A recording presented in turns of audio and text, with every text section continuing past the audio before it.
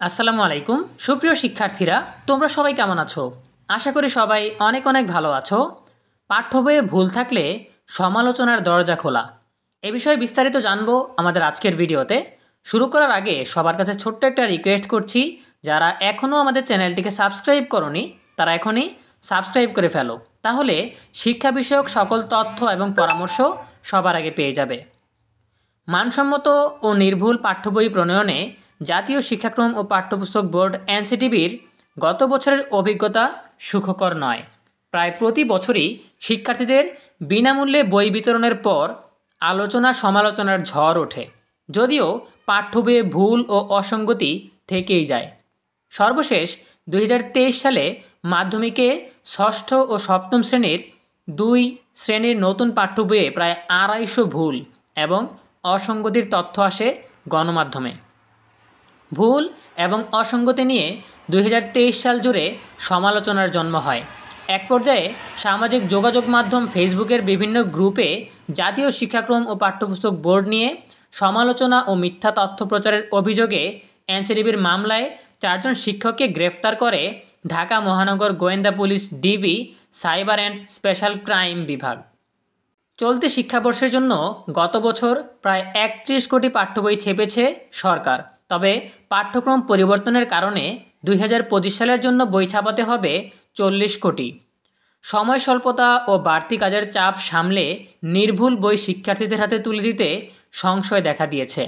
একাধিক প্রেস মালিকদের সঙ্গে কথা বলে জানা গেছে, স্বল্প সময়ে কাজ সম্পন্ন করতে গিয়ে নির্ভুল বই তুলে দেওয়া কঠিন হবে।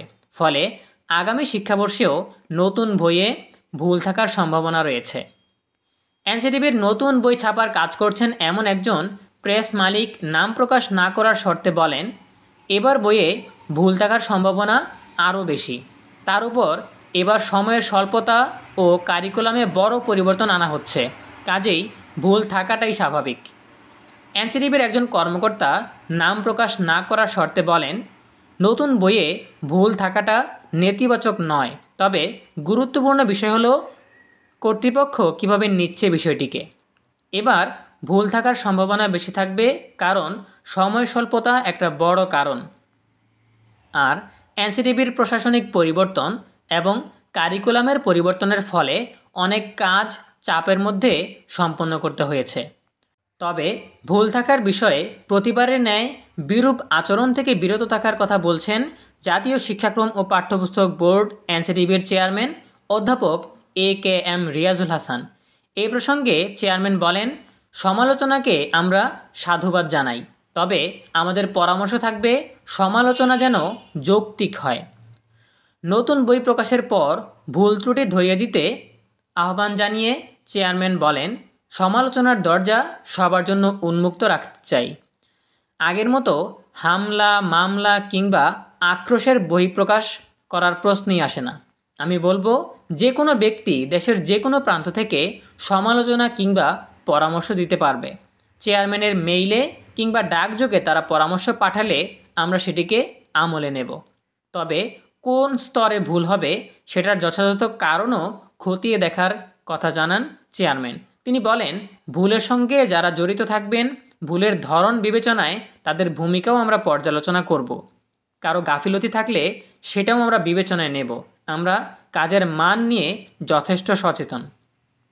জানা গেছে, এবার মাধ্যমিক স্তরের জন্য 30,95,41,486টি এবং প্রাথমিক স্তরের জন্য 9,19,54,355টি বই ছাপানো হবে। এসব বই ছাপানো ও বিতরণের খরচ ধরা হয়েছে প্রায় 1,200 কোটি টাকা। এবার কাগজের পুরুত্ব ও উজ্জ্বলতা বাড়ানোর সিদ্ধান্ত হয়েছে। গত বছর কাগজের পুরুত্ব ছিল 70 আর উজ্জ্বলতা ছিল 80। এবছর কাগজের পুরুত্ব 80 এবং উজ্জ্বলতা 85 করা হয়েছে। প্রিয় শিক্ষার্থীরা, এই ছিল আমাদের হাতে থাকা সর্বশেষ তথ্য। দেখা হবে পরবর্তী আপডেট নিয়ে নতুন কোনো ভিডিওতে। সেই পর্যন্ত তোমরা সবাই ভালো থাকো, সুস্থ থাকো, নিরাপদে থাকো এবং সবসময় ইএনইউবির সাথেই থাকো। তোমাদের সকলের জন্য রইল অনেক অনেক শুভকামনা। ধন্যবাদ সবাইকে।